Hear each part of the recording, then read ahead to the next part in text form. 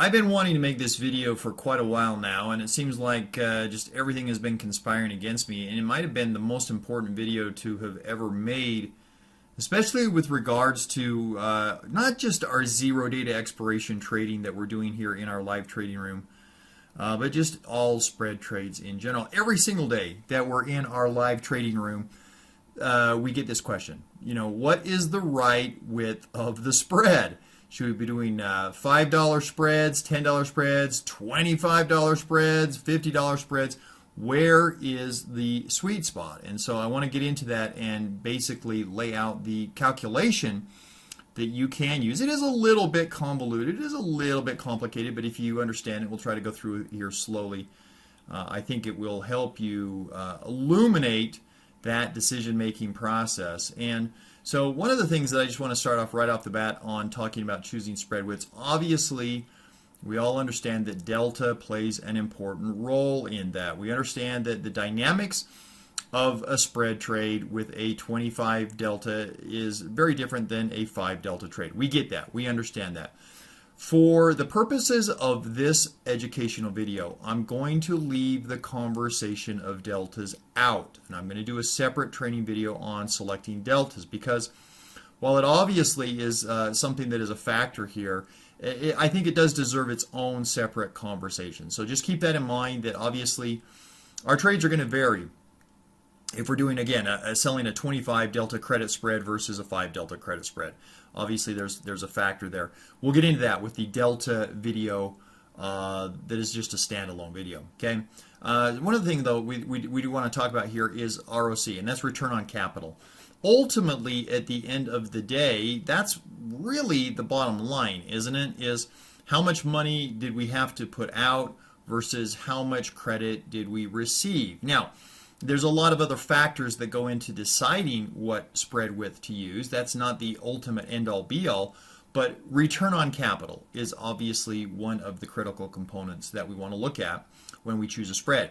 Our risk profile, and when I say risk profile, what that is referring to is the relationship between POP, or probability of profit, and the risk in the trade. And it's maybe something that is interesting to a lot of new traders. Defined risk trades, and that's what we focus almost exclusively on here in our zero data expiration trading program. Meaning a defined risk trade, you have a short leg always combined with a long leg, so that you always know what your maximum risk in the trade is, right? Versus a naked trade. A defined risk trade actually lowers your probability of profit, actually lowers your probability of success. But it also lowers your risk. And so there is a sort of hand-in-hand relationship there with probability of profit and risk. And we want to look at that so that we can understand the risk profile as we are increasing or decreasing our risk, and how that affects our probabilities of success. We want to look at how a spread width can affect our adjustment strategy. So you always want to have an end game in mind, right? I love the phrase that traders say, that you always want to hope for the best and expect the worst. You always want to build your wonderful trade, look at the nice profit potential that it has, and then immediately go to, well, what happens if this thing goes full lock loss on me, right? What if it blows through both of my legs? What do I do then? And so obviously the width of the spread can and will affect the adjustment strategy that you're going to employ. Well, there you go. As we're speaking, I get a trade come through. So always trading, always trying to make a buck. So where was I? Yes, how the spread width can affect our adjustment strategy. It absolutely can affect our strategy in terms of how we would go about adjusting and what we would need to do to adjust. And then probably the most important calculation in all of this is what's called our marginal cost calculation. We want to have some type of a formulaic approach that we can compare, say, a $20 wide strike price, and what that would look like capital-wise, what that would look like probability of success-wise, what that would look at like risk-reward-wise, versus a $1 spread, a $5 spread? How do you make apples to apples comparisons? That calculation is referred to as marginal cost calculation. So we'll get into that. And then last but not least, we do want to talk about this concept or idea of trading naked. You know, there's nothing out there in the trading world that I think gets a worse rap than trading naked. We, of course, all understand the perils of trading naked, selling naked calls, selling naked puts, selling naked strangles or straddles. We understand that it is an undefined risk trade, and when you have undefined risk, that just seems crazy, right? But we do want to talk about that briefly in this video. It is interesting to me that my time on Wall Street, a lot of wirehouses, a lot of proprietary traders, you know what they're trading? They're trading naked positions. They're trading naked positions. Now, obviously, they have a little bit more insight. They have a little bit more access to order flow. They have a ton of money backing them up. They have margin portfolio times 10. And so there are definitely there's not the ability to make a direct apples to apples comparison and say, well, if guys on Wall Street are trading naked, I should be trading naked. But it is something that we should take a look at. So first of all, let's take a look at this interesting relationship when we talk about defined risk trades. This parallel relationship between how the wider the strikes we go, the higher the profits we receive. Now that makes sense. The more money we're going to bring in, but also the higher the probability of profits. And then how that all relates to BPR, our buying power reduction. So you've got all of these three things working together, right? The wider the spread on the trade, the more BPR we have, the more buying power reduction. The bigger the spread, the more money we're going to have to put up to do the trade. Of course, it brings in higher profits as well, but it also, and this is what's interesting, as you are increasing that risk, it's also increasing your probability of profit. And let's just use Apple here as an example. We could use anything. Well, let's just set up a premise here that Apple, today is December the 1st, 2020 here, and let's just make a premise here that, oh, we think Apple is topped out, that the market is topped out, that all these things are overextended, and Apple's going to go down, right? Now, this is not my premise. This is not the trade that I'm doing. I'm just using this for example purposes. Let's assume that that's our belief, that we think Apple is going to go down. So we could come into our trade tab here, and let's go find the next standard expiration date here, which is December 18th. Third Friday of the month, and let's click on that. Let's look at those December 18th options, and you can see this brown bar right here is showing our expected trading range. That's based on all of the implied volatility and the standard deviation statistics that we look at over the next 16 days. That's the expected or implied move of Apple. We think it's going to go down, so let's just say that we come right here to the top of this range, and I sell a naked call. Okay, I could go sell this. Looks like a 129 strike price call on Apple. Now, if we take a look at the numbers on this trade, a lot of the numbers, they don't look too shabby, guys. This is an 80% probability of profit trade. That's not too bad. Putting up about $1,800 to do the trade, bringing in $127 before commissions on the trade. So pretty darn good rate of return. Pretty darn good probability of profit. Of course, what's the challenge or what's the concern with a trade like this? A naked trade? Well, it's right there, right? What is your max loss? If you're not familiar with that number is infinity. That number is an infinite loss because we just don't know, right? If we looked at this trade in the curve, obviously we understand by selling that 129 strike price call, if Apple stays anywhere below 129 over this 16-day window, we make our money, right? We get our $127 of profit. But boy, if it goes above that, where do the losses stop? Well, they don't. They don't, right? They just keep on rolling. And that's why people don't like the idea of naked trading. We'll come back to that here in just a little bit. But let's go back to the table here and let's look at some of the numbers here. Again, we said that this trade right here, it was going to require us to put up about $1,800 to do that one contract. 80% probability of success, right? Well, what if we did add in a spread trade on that? We backed that up with a long position. Well, a couple things that you see immediately happen to the trade, right? First of all, and this is what most people don't understand, what happens to your probability of profit? What happens to your probability of success? It goes down. Your probability of success on this trade, you would think, well, wait a minute, this is a defined risk trade. That trade looks a lot more palatable to me, right? Doesn't matter how wrong I am in this trade, how high Apple goes, I can only lose, in this case right here, it is about $80, right, at expiration. So now I have a predefined risk. I know what my predefined profit potential is. This is a much more risk-friendly type trade, and yet when we look at it, we see that it has actually lowered our probability of profit. Now, it has also, again, defined our max loss, but most importantly, look what it's done to our buying power effect, or our BPR, our buying power reduction.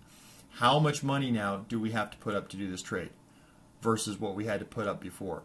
Okay, so that's one of the reasons why we like to find risk trades. But just keep in mind this relationship here that as we do define risk trades, it actually lowers our probability of profit. The wider that leg goes, and again, let's look at this 77% probability of profit.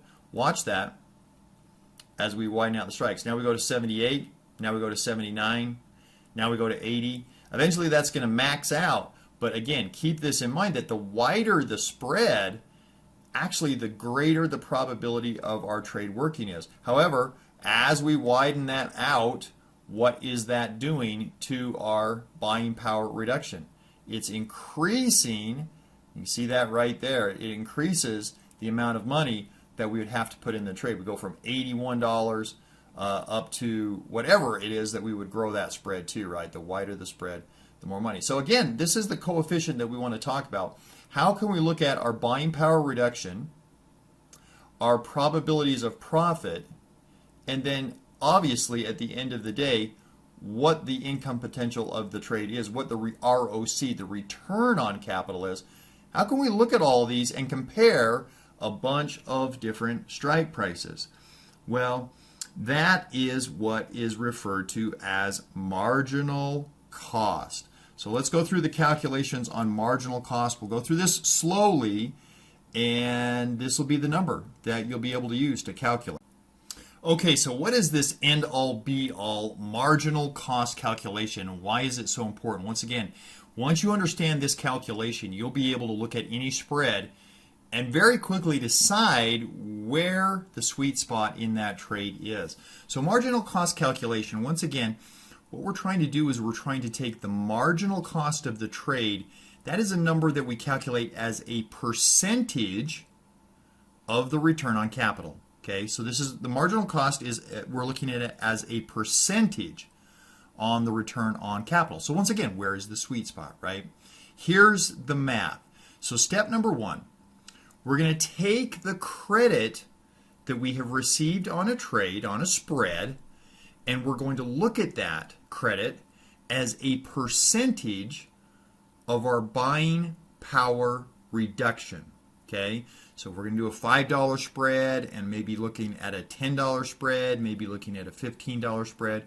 We're going to take the credit from each one of those and look at that as a percentage of our buying power reduction for each one of those. Okay, then we're going to take and we're going to divide the wider spread number by the narrower spread number. Okay, this will tell us how much reduction of capital we're going to be sacrificing in order to increase our credit. See, we understand, we all get this, we understand that a $20 spread is going to bring in more credit than a $5 spread, right?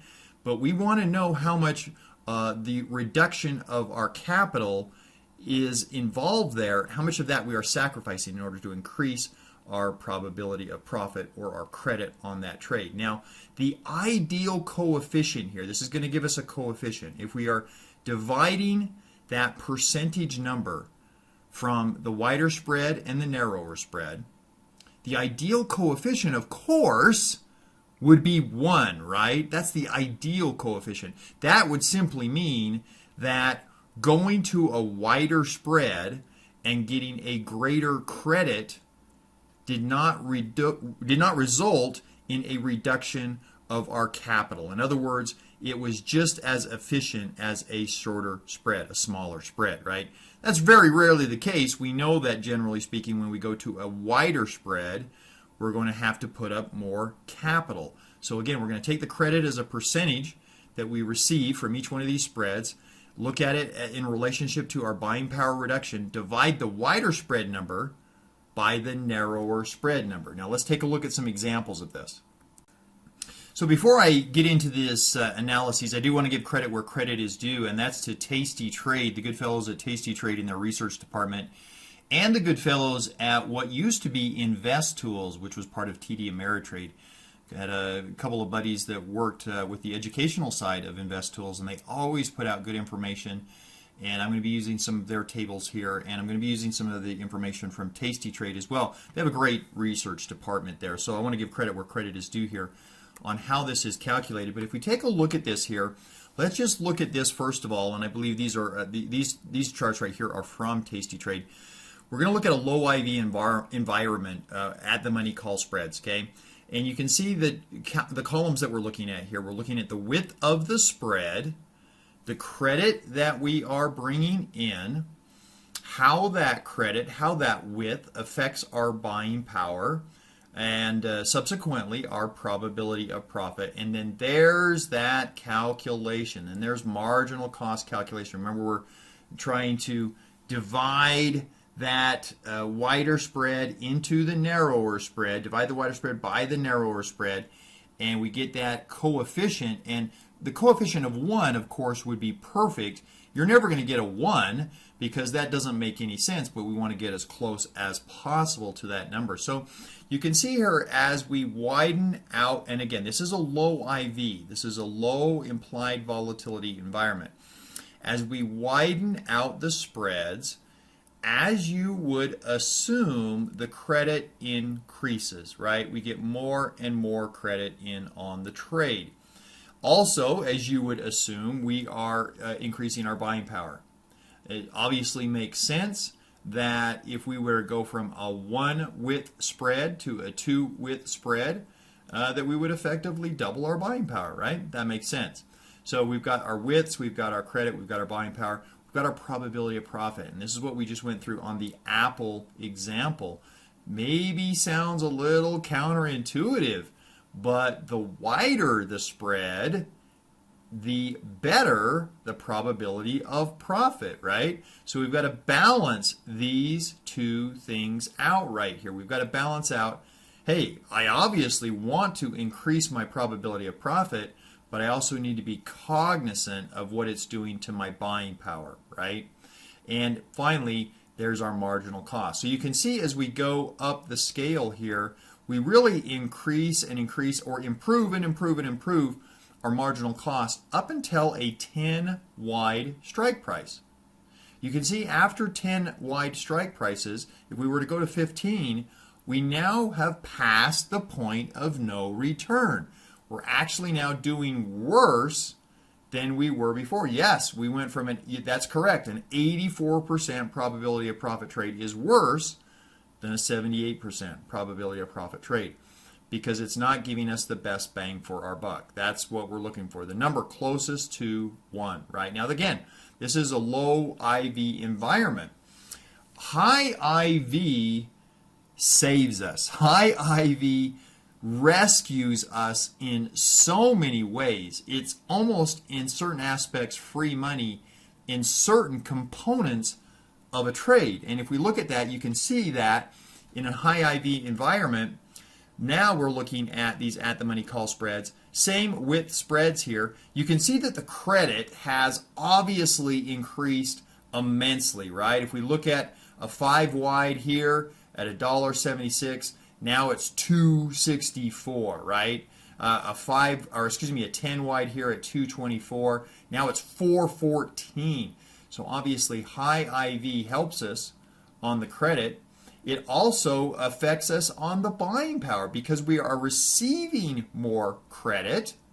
We have to put up less buying power. You can see on a 10 wide we're putting up $586 versus in the low IV environment, we're putting up 776. So high IV definitely helps us in terms of our potential buying power and our potential credit. But what does it do to our probability of profit? You can see a 5 wide on the low IV is about 65%. 5 wide here, 47%. 10 wide in a low IV environment, 78% probability of profit.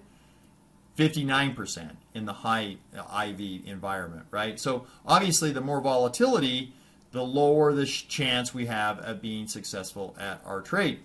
Now, here's the interesting part. If we look at marginal costs on this trade, you can see here, well, the sweet spot, this coefficient that is closest to 1 is actually a 5 wide spread.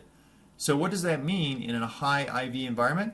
Well, in a high IV environment, you don't need to trade 10 wide spreads. You can tighten that up. You only need to trade a 5 wide spread because you're going to bring in more credit using less buying power, and it gives you a better overall efficiency. So you can take less risk and get a better return on capital in high IV environments. Okay.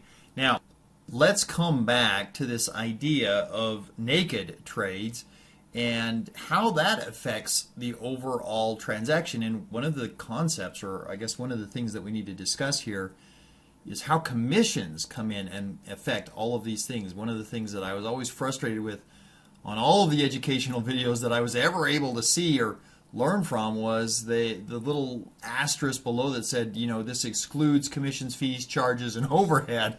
And of course those things do affect our outcome in our trades. And so I'm going to give you an example, very fresh example. This is from today. This is actually from just a few hours ago when the market closed this afternoon.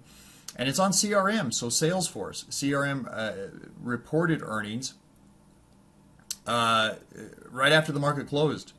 And we were able to look at this and see what was going to happen. So this morning, obviously, got a little bit of a sell-off here into the morning. CRM leveled off. I did my analyses on CRM. I knew, we all knew, of course, that after the market closes right here, earnings are going to come out. We're going to get some type of a massive move, right? Now, I want to make sure that this is noted. I actually did believe that it was going to move down, which is what it did. You'll see that being demonstrated here in the trade that I did eventually do.